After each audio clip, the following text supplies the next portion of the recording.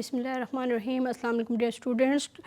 Today is lecture number 8 of discrete mathematics. In this lecture we discuss generalized pigeonhole principle and related examples. Also we discuss permutations and combinations and binomial theorem, coefficients of binomial theorem and Pascal inequality. First of all we discuss generalized pigeonhole theorem. In generalized pigeonhole theorem, if n objects are placed into k boxes, n के ऊपर भी कोई restriction नहीं है और k पे भी नहीं है, लेकिन लाजमी बात है n जो है वो आपके पास जो कि पिजन्स है ऑब्जेक्ट्स है या पिजन्स हैं वो आपके पास कम हैं और जो वो ज़्यादा हैं और बॉक्सेस जो हैं वो आपके पास कम है, k की वैल्यू जो है वो लेस है। तो आपके पास आपने ये देखना है कि at least one box containing कोई ना कोई एक ऐसा बॉक्स होगा जो कंटेन करेगा ceiling function of n over k objects. Ceiling function क्या होता है कि अगर आप n की जो भी वैल्यू है वो आप पुट करें और k की जो वैल्यू है वो पुट करें और उसका जब आप आंसर निकालें, अगर वो इंटीजर नहीं है, एक डेसिमल आ रहा है, डेसिमल फॉर्म में आ रहा है 2.345 कुछ भी आ रहा है, तो उसके जो आप ग्रेटेस्ट इंटीजर और ग्रेटर देन और इक्वल टू जो इंटीजर आएगा लीस्ट ग्रेटर इंटीजर जो होगा वो जो है वो कहलाता है सीलिंग फंक्शन। अब यहाँ पे आपके पास एग्जांपल है कि among any group of 367 people there must be at least 2 with the same birthday. अब यहाँ पे अगर हम वैल्यूज़ पुट करें तो बेसिकली आपके पास जो स्टूडेंट वो जो आपके पास पीपल हैं वो है 367 और आपको मालूम है कि एक साल में जो दिन होते हैं वो 366 होते हैं। तो अगर आप यहाँ पे n की वैल्यू और k की वैल्यू पुट करें तो आपके पास 1 पॉइंट समथिंग आएगा और बाय सीलिंग फंक्शन ये जो है वो इक्वल टू बन जाएगा 2। अब इसके बाद नेक्स्ट क्वेश्चन है आपके पास among 100 people there are at least 100 over 12। इसी फार्मूले के मुताबिक जो कि हमने जनरलाइज पिजनहोल प्रिंसिपल से ड्राइव किया है, आपके पास इसका आंसर आएगा n।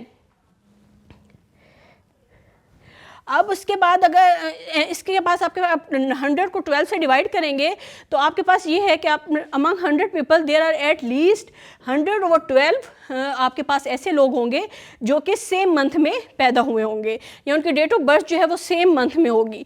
तो अब अगर आप इसे डिवाइड करें तो आपके पास 8 पॉइंट समथिंग आता है, तो जो कि आपके पास सीलिंग फंक्शन अप्लाई करने के बाद ये इक्वल हो जाएगा 9 के। अब नेक्स्ट है यहाँ पे हमने क्या किया, यहाँ पे ये बताया कि आपके पास क्या इसके कितने मैक्सिमम आपके पास एटलीस्ट कितने एक बॉक्स में या एक आपके पास पॉसिबिलिटीज़ जो है वो अटेन कर सकता है कोई एक ऑप्शन। तो यहाँ पे आपके पास इसी को यूज़ करते हुए एक आप ये भी फाइंड कर सकते हैं what is the minimum number of students required in discrete mathematics class to be sure at least 6 will receive the same grade. आप ये बताएं कि मिनिमम डिस्क्रीट मैथमेटिक्स के क्लास में कितने स्टूडेंट्स होने चाहिए कि आपके पास जो हैं कम से कम 6 जो हैं वो सेम ग्रेड आप वो ऑब्टेन करें। अगर आपके पास जो क्लास है उसको आप ग्रेड्स कौन कौन से दे रहे हैं, A B C D and E, यानी कि 5 ग्रेड्स हैं जो कि आप उन्हें असाइन कर सकते हैं A B C D and E। आप ये फाइंड करना चाहते हैं कि मिनिमम कितने आपके पास स्टूडेंट्स हो कि आपके पास कम से कम 6 स्टूडेंट्स जो है वो एक ही ग्रेड उन्हें असाइन हो। तो उसके लिए हमें मालूम है कि हम पिजनहोल प्रिंसिपल के मुताबिक इसे लिख सकते हैं ceiling function of n over k। n की वैल्यू जो है वो आपके पास जो कि इक्वल होगा 6 के, क्योंकि उसने कहा है कि एटलीस्ट 6 होने चाहिए। n की वैल्यू हमें पता नहीं है, वो हमने फाइंड करनी है और k की वैल्यू 5 है वो हमने यहाँ पे पुट कर दी। अब यहाँ पे आपने ये फार्मूला यूज़ करना है कि ये स्मॉलेस्ट इंटीजर फाइंड करने के लिए आपको ये इक्वेशन या ये रूल यूज़ करना पड़ेगा जो कि है n is equal to k into ceiling function of n over k minus 1 plus 1। अब आपने k की वैल्यू जो है वो पुट की 5, सीलिंग फंक्शन की जो वैल्यू आपके पास 6 आई थी वो आपने पुट की माइनस 1 और इसको सॉल्व करके आपके पास 5 आंसर आया। 5 मल्टीप्लाई बाय 5 25 प्लस 1 आपके पास आंसर आ गया 26।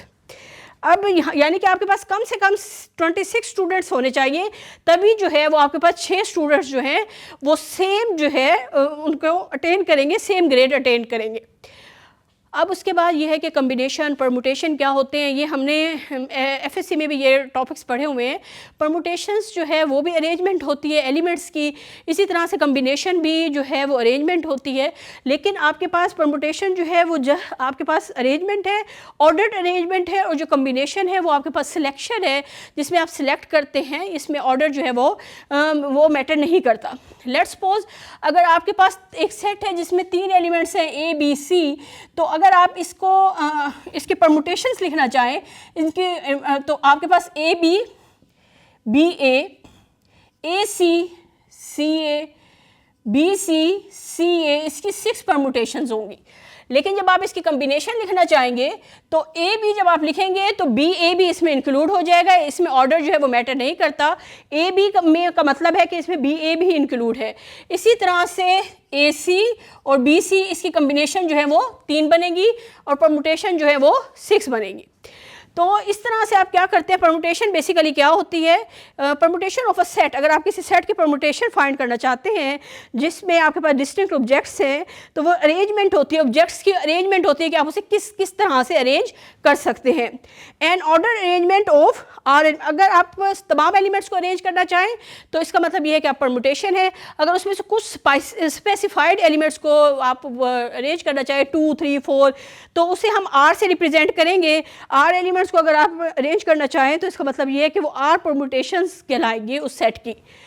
नेक्स्ट आपके पास यहाँ पे एक सेट है 1, 2, 3, अगर आप इसकी तमाम तीनों एलिमेंट्स की, अगर आप इसके तमाम एलिमेंट्स की आप अरेंजमेंट लिखना चाहें तो वो ये भी हो सकती है 3, 1, 2, ये परम्यूटेशन है पूरे सेट एस की। लेकिन अगर आप इसकी ऑर्डर अरेंजमेंट करना चाहें यानी कि 2 एलिमेंट्स की इसकी अरेंजमेंट करना चाहें यानी 3 और 2 की, तो वो आपके पास 3, 2 है वो इसकी 2 परम्यूटेशन ऑफ एस है, यानी कि इसके कोई से 2 एलिमेंट्स हैं जो कि इन्हें हम अरेंज किया है। अब इसकी मजीद जो 2 अरेंजमेंट्स हैं वो 1, 2, 1, 3, 2, 1, 2, 3, 3, 1 भी हो सकती है। यहाँ हम एक फार्मूला, जो कुछ थ्योरम्स हैं जो कि हम जस्ट उनके रिजल्ट्स यूज़ करेंगे। ये थ्योरम है जिसकी स्टेटमेंट है, अगर आपके पास n जो है वो पॉजिटिव इंटीजर है, if n is a positive integer and r is an integer, और r जो है वो एक ऐसा इंटीजर है जिस पे ये रिस्ट्रिक्शन है कि उसे या तो ग्रेटर देन इक्वल टू 1, उसे ग्रेटर देन इक्वल टू 1 भी होना चाहिए और less than equal to n भी होना चाहिए।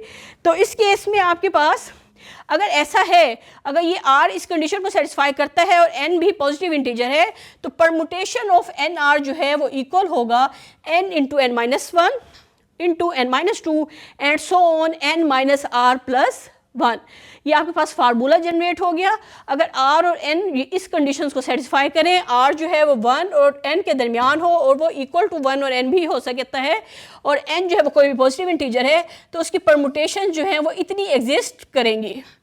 अब नेक्स्ट आपके पास एग्जांपल है, how many ways are there to select a first prize winner, a second prize winner and a third prize winner from 100 different people who have entered a contest. अगर आपके पास 100 लोग हैं जो कि आपके पास एक कॉन्टेस्ट में पार्टिसिपेट कर रहे हैं, तो उसमें आपने किसी एक को आपने सेलेक्ट करना है जो कि फर्स्ट प्राइज़ विन करेगा। अब जिसे आपने फर्स्ट प्राइज़ के लिए विन कर लिया वो सेकंड प्राइज़ विन नहीं कर सकता, तो आपके पास एक पॉसिबिलिटी कम हो जाएगी। तो आप क्योंकि टोटल जो है वो 100 हैं, तो पहले आप लिखेंगे 100 जो कि चूज़ हो सकते हैं फर्स्ट प्राइज़ के लिए, इनटू 99 जो कि चूज़ हो सकते हैं सेकंड प्राइज़ के लिए, 98 जो कि चूज़ हो सकते हैं थर्ड प्राइज़ के लिए। ये यहाँ पे प्रोडक्ट रूल भी अप्लाई हुआ है, लेकिन हमने ये रूल भी अप्लाई किया है। यहाँ पे टोटल n जो है वो 100 थे, यहाँ पे 100 हमने पुट किया, यहाँ 100 माइनस 1 99 इंटू यहाँ 100 माइनस 2 जो कि है 98, क्योंकि 3 प्राइसेस की बात थी, ज़्यादा प्राइसेस की बात नहीं थी। अगर ज़्यादा की होती तो हम इसे 100 और कुछ और भी करते। इन सब को मल्टीप्लाई किया तो आपके पास ये पॉसिबल परम्यूटेशंस एग्जिस्ट करेंगी। How many permutations of the letters A B C D E F G H contain the string ABC। वो कहते हैं कि इसकी कितनी परम्यूटेशंस बन सकती हैं जो कि कंटेन करें ABC को, ABC स्ट्रिंग को कंटेन करें। अब हम जो ABC है उसे कंसीडर कर लेते हैं एज अ 1 एलिमेंट और एज अ 1 अल्फ़ाबेट। तो अब यहाँ पे हम बेसिकली क्या बनाना चाह रहे हैं, हम परम्यूटेशंस बनाना चाह रहे हैं कितने ऑब्जेक्ट्स की, ABC को हमने एक ऑब्जेक्ट के तौर पे कंसीडर कर लिया क्योंकि ABC अभी हर हाल में चाहिए। उसके बाद D E F G, तो हमारे पास 1 2 3 4 5 एंड 6 एलिमेंट जो कि H भी है, 6 एलिमेंट्स की परम्यूटेशंस हमें चाहिए। तो फार्मूले के मुताबिक P N R, यहाँ पे N भी 6 है और जितनी आपको परम्यूटेशंस चाहिए वो आपके पास N एलिमेंट्स भी 6 है और R भी 6 है जो कि आपने चूज़ किए। ये चूज़ किया आपने, एक ये एक ये एक ये एक ये एक ये और एक ये। तो इसमें अगर आप पुट करें यहाँ 6 माइनस 1 5, यहाँ 4 हो जाएगा एंड इंटू 3 इंटू 2 इंटू 1, तो आपके पास 720 जो है परम्यूटेशंस जो है यहाँ पे एग्जिस्ट करेंगी। अब है कम्बिनेशंस में ऑर्डर जो है वो आपके पास वो ऑर्डर जो है वो मैटर नहीं करता, अनऑर्डर सिलेक्शन होती है आपके पास। यहाँ पे जो थी अरेंजमेंट थी, परम्यूटेशन जो थी वो ऑर्डर्ड आपके पास अरेंजमेंट थी, जबकि कम्बिनेशन जो है वो आपके पास अनऑर्डर्ड सिलेक्शन है।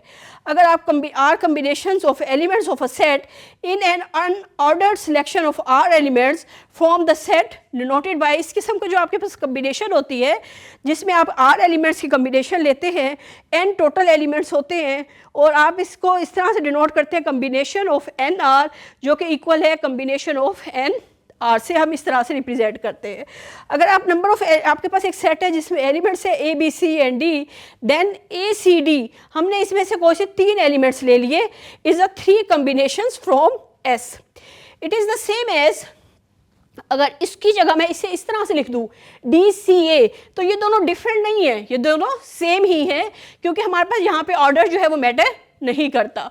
अब अगर आप ऑर्डर लिस्टेड डज नॉट, अच्छा अब अगर आप फाइंड करना चाहते हैं कम्बिनेशन ऑफ 4 2 यानी कि n की वैल्यू जो है आपके पास 4 है और r की वैल्यू जो है वो 2 है, तो वो 6 होंगे। कैसे 6 होंगे? क्योंकि अगर आप यहाँ पे 2 2 की कम्बिनेशन लें तो A B, A C, A D, B C, B D and C D आएंगे, जो कि काउंट करें तो आपके पास 6 है। अगर आपके पास ए बी आ गया तो आप दोबारा से बी ए नहीं लिख सकते। अब नेक्स्ट थ्योरम है जिसके हम रिजल्ट को यूज़ करेंगे। क्या थ्योरम है? थ्योरम की स्टेटमेंट ये है, number of R combinations of a set with N elements. अगर आपके पास एक ऐसा सेट है जिसमें एन एलिमेंट्स हैं, उसकी आप आर कम्बिनेशंस की नंबर फाइंड करना चाह रहे हैं कि वो कितनी होंगी, तो आपके पास वेयर एन जो है, where r n is greater than equal to r and r is greater than equal to 0, इसके ये कितने होंगे? ये होंगे combination of n r that is equal to n factorial over n minus r factorial into r factorial. यानी कि total अगर आपके पास एलिमेंट्स जो हैं वो n है और जिन्हें आपने चूज़ किया है, जिन्हें सिलेक्ट किया है वो r है, तो वो इक्वल है n factorial over n minus r factorial into r factorial. जबकि परमुटेशन जो था वो आपके पास था n factorial over r factorial. अब उसके बाद जो है आप यहाँ पे इसके साथ हम एक और रिजल्ट भी यूज़ करेंगे।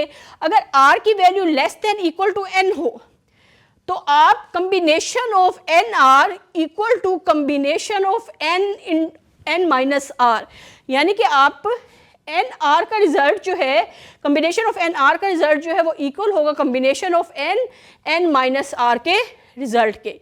नेक्स्ट जो है वो बाइनोमियल थ्योरम को हम डिस्कस करते हैं। बेसिकली बाइनोमियल थ्योरम जो है वो बेसिकली कोई से 2 इंटीजर्स का जो सम की कोई भी पावर है जो कि हम फाइंड करते हैं कि उसके क्या कोफिशिएंट्स हो सकते हैं। बाइनोमियल कोफिशिएंट्स जो है वो एक इम्पोर्टेंट टॉपिक है। अगर लेट्स सपोज आपके पास कोई से 2 इंटीजर्स हैं x एंड y, x और y जो है वो पॉजिटिव इंटीजर भी हो सकते हैं, वो नेगेटिव इंटीजर भी हो सकते हैं, उनके साथ कोई कांस्टेंट भी मल्टीपल भी हो सकता है, उससे कोई फ़र्क नहीं पड़ता। अब उसकी पावर अगर n है तो वो इक्वल है summation j is equal to 0 to n j x raise to n minus j into y j. Basically ये क्या है? ये सम है, यहाँ सम इन्वॉल्व है, j की वैल्यू वेरी हो रही है 0 से n तक, और ये कम्बिनेशन है n j में, और उसके बाद क्या है x raise to n minus j, x की वैल्यू जो है वो एक एक रिड्यूस होती जाएगी और j की वैल्यू जो है एक एक इंक्रीज होती जाएगी। और इसे हम इस तरह से भी लिख सकते हैं सम के फॉर्म में। और ये हमने क्या किया, यहाँ पहले j की जगह 0 पुट कर दिया, फिर j की जगह 1 पुट कर दिया एंड सो ऑन, j की जगह लास्ट में हम n पुट कर देंगे, और यहाँ पे n माइनस n जो है x की पावर 0 जो कि इक्वल होती है 1 आ जाएगा। अब इस फार्मूले को यूज़ करते हुए हम कोई से भी 2 टर्म्स की कोई भी अगर आपके पास पावर हो आप उसे एक्सपेंड कर सकते हैं सिंपली। अब लेट्स सपोज आपके पास एक एक्सप्रेशन है x plus y raise to 4, आप इसे एक्सपेंड करना चाह रहे हैं, तो आप इसे कैसे एक्सपेंड करेंगे? इसी फार्मूले में आप पुट करें, यहाँ n की जगह आपके पास 4 है तो आप j is equal to 0 to 4, यहाँ n की जगह 4 पुट करेंगे, यहाँ 3 पुट कर, और उसके बाद क्या करेंगे, j की जगह पहले 0 पुट करेंगे प्लस, फिर j की जगह 1, फिर 2, फिर 3 एंड फिर 4।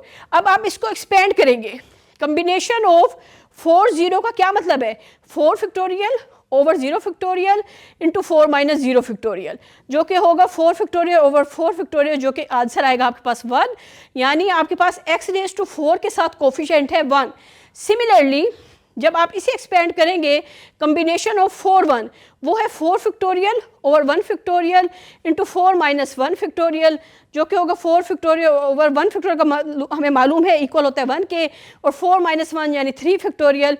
ये आंसर सिंप्लीफाई होकर आंसर आएगा आपके पास 4, यानी एक्स क्यूब वाई के साथ जो आपके पास कोफिशिएंट है वो 4 होगा। सिमिलरली आप बाकी भी कंपोजिशंस को ओपन करके इस फार्मूले के मुताबिक आप इनके कोफिशिएंट्स जो है वो फाइंड कर सकते हैं। नेक्स्ट यहाँ पे एक रिजल्ट है कि जब भी n is greater than equal to 0 हो तो summation k is equal to 0 to n, n combination of n के जो है वो इक्वल होगा 2 रेज टू n के।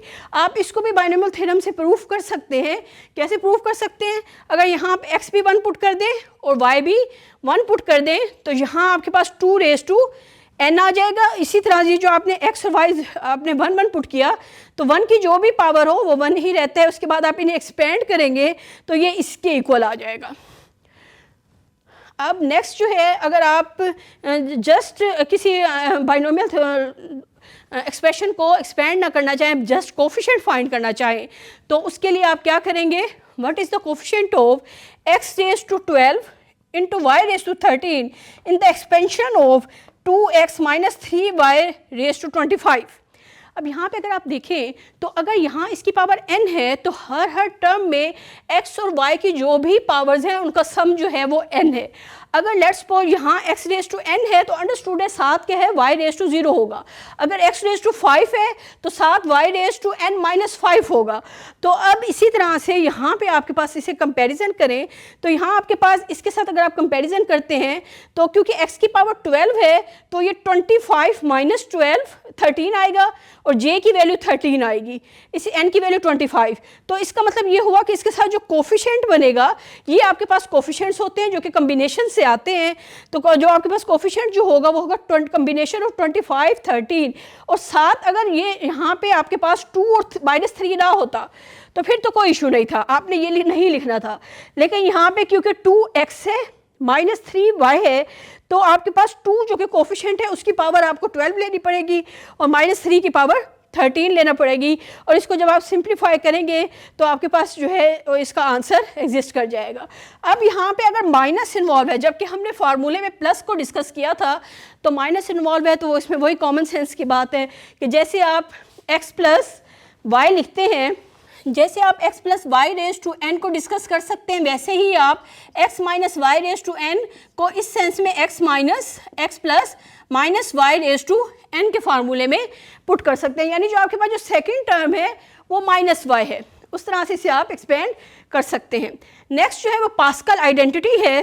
पास्कल आइडेंटिटी एक इम्पोर्टेंट आइडेंटिटी है जो कि हम यूज़ करते हैं पॉसिबिलिटीज़ को, आउटकम्स को फाइंड करने के लिए।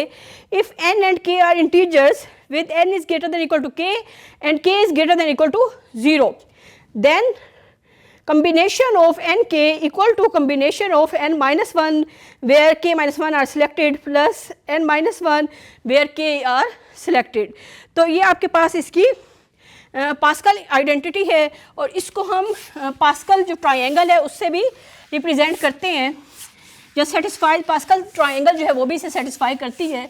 उसके लिए हम थोड़ा सा मज़ीद डिटेल से इसे डिस्कस करते हैं। जैसे अगर आपके पास एक सेट होता है जिसमें एम्प्टी एलिमेंट्स है, यानी कोई एलिमेंट नहीं, तो उसके कितने सबसेट्स बन सकते हैं? उसका एक ही सबसेट पॉसिबल है जिसमें कोई एलिमेंट नहीं होगा। सेट बी एक ऐसा सेट है जिसमें एक एलिमेंट है, तो उसके कितने सबसेट पॉसिबल है? एक वो पॉसिबल है जिसमें कोई एलिमेंट नहीं है, एक वो पॉसिबल है जिसमें 1 एलिमेंट है। सिमिलरली अगर सेट सी है जिसमें 2 एलिमेंट्स हैं तो उसके कितने सबसेट्स पॉसिबल हैं? वो सबसेट्स हैं जिसमें कोई एलिमेंट नहीं है, वो सबसेट्स होंगे जिनमें एक एक एलिमेंट है, और वो सबसेट्स होंगे जिसमें 2 एलिमेंट एग्जिस्ट करेंगे। तो इसको देखते हुए हम पास्कल ट्रायंगल जनरेट करते हैं जो कि इस तरह से है 0 0 1 0 1 1 2 0 2 1 2 2 3 0 3 1 3 2 3 3 4 0 4 1 4 2 4 3 4 4 5 0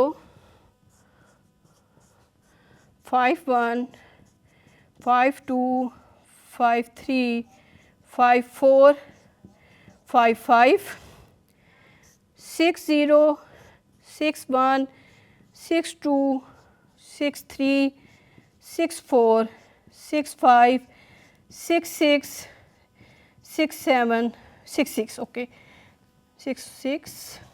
सिमिलरली हम मज़ीद आगे भी जनरेट कर सकते हैं। इसका मतलब क्या है, अगर आपके पास कोई भी एलिमेंट नहीं है तो इसके सबसेट जो है ऐसे होंगे जिसमें कोई भी एलिमेंट नहीं होगा। अगर आप इसमें 1 एलिमेंट हैं तो इसके सबसेट ऐसे होंगे जिसमें कोई एलिमेंट नहीं होगा या 1 एलिमेंट होंगे। अगर आपके पास 2 एलिमेंट्स हैं सेट में तो उसमें या तो इसमें कोई भी एलिमेंट नहीं होगा या 1 एलिमेंट होगा या 2 एलिमेंट होंगे। अगर सेट में आपके पास 3 एलिमेंट हैं तो उसमें आपके पास या तो कोई इसके जो सबसेट्स है उसमें या तो कोई एलिमेंट नहीं होगा या 1 एलिमेंट होगा या 2 होंगे या 3 होंगे। ये हम इसमें इनपुट देंगे और इसके जो आउटपुट्स हैं वो आपके पास जब आप ये लिखेंगे तो आपके पास 1 आएगा और आप इसको सॉल्व करेंगे तो 1 1, इसको सॉल्व करेंगे 1 2 1, नेक्स्ट को सॉल्व करेंगे 1 3 3 1 1 4 6 4 1 1 5 10 10 5 1 11 6 15 20 15 6 1। सिमिलरली ये आगे जो है मज़ीद ट्रायंगल जो है वो प्रोड्यूस होगी और इस पे आप अगर ये आइडेंटिटी अप्लाई करेंगे, ये आइडेंटिटी क्या है n-1, n-1 यहाँ पे आप जब रोज़ को कॉलम को डिस्कस करें चाहे रो को डिस्कस करें, कॉलम को डिस्कस करेंगे तो ये 0, ये फर्स्ट, ये सेकंड, ये थर्ड, ये फोर्थ, ये फिफ्थ, ये सिक्स। और अगर आप रो को डिस्कस करेंगे तब भी ये 0, ये फर्स्ट, ये सेकंड, ये थर्ड, ये फोर्थ, ये फिफ्थ और ये सिक्स्थ। अब इसमें आपके पास क्या है n-1, n-1 अगर लेट्स सपोज आप 5 ले रहे हो, n की वैल्यू 5 ले रहे हो तो ये फिफ्थ होगा, 0 1 2 3 4 फिफ्थ, ये वाली फिफ्थ होगी और n-1 जो है वो ये वाली होगी फोर्थ। n-1 में से आपने k-1 सेलेक्ट करना है तो इससे को देखते हुए आप इसको वेरीफाई कर सकते हैं कि इसका जो आंसर है वो इसको सेटिस्फाई करता है, इसका आंसर जो है वो इसके इक्वल होगा। अब हमने इस आज के लेक्चर में ये डिस्कस किया कि परमुटेशंस और कॉम्बिनेशन क्या होती हैं, generalize theorem of pigeonhole principle क्या है, और उसके अलावा जो है वो हमने पास्कल इनइक्वालिटी और बाइनोमियल थ्योरम को डिस्कस किया। और इससे रिलेटेड जो एग्जांपल्स है वो आप इन थ्योरम्स को, इन रिजल्ट्स को यूज़ करते हुए इजीली कर सकते हैं। नेक्स्ट लेक्चर में हम डिस्कस करेंगे कि एल्गोरिथम क्या होता है, वो कंप्यूटर साइंस में और मैथमेटिक्स में उसकी सेंस में क्या डिफरेंस है और इसका बनाना और इसको में क्या क्या प्रॉपर्टीज़ होनी चाहिए। Okay, thank you.